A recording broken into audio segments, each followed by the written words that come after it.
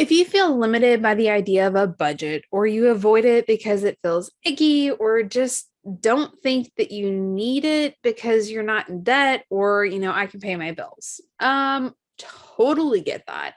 I remember feeling hopeless and trying to budget when there just simply wasn't enough income to pay the bills. And I wanted to avoid it. I wanted to run away because it was such a source of stress and frustration, because it felt like it wasn't something that I could handle. It wasn't something that I could solve. Like the numbers just didn't work. So like, what the heck? How do you do that?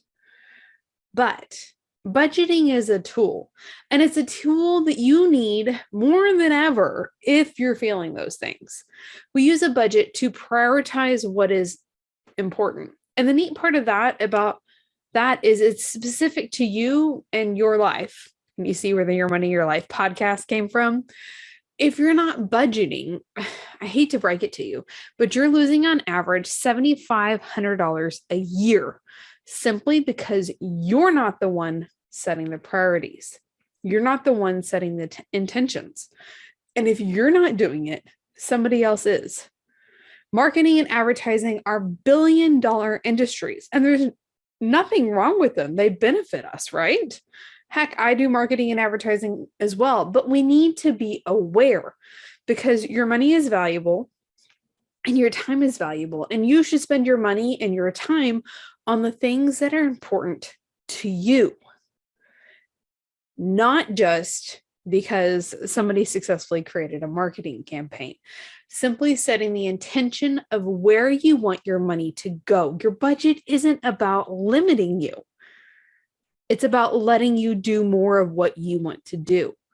Now, what that is, of course, is completely up to you and your priorities and what you're working to achieve. But you have to be aware.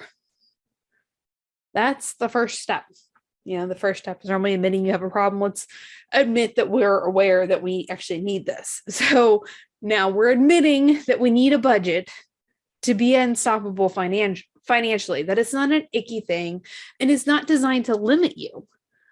It's designed to empower you. But you're probably thinking now, how the heck do I do this without feeling like I have to sacrifice anything or guilty when I do spend money on the things that I want to and the things that are important to you?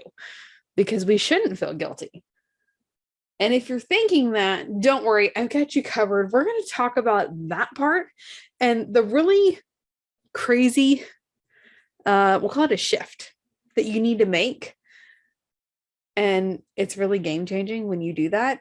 We're going to talk about that in the next video.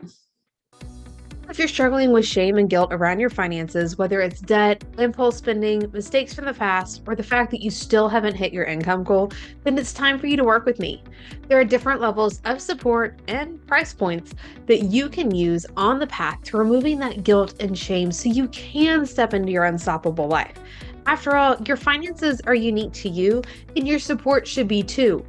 Go to workwithamy.com to get started with one of my most popular programs, or you can book a Q&A call with me and we'll figure out what that next step should be. And those links are hanging out in the description of this video as well.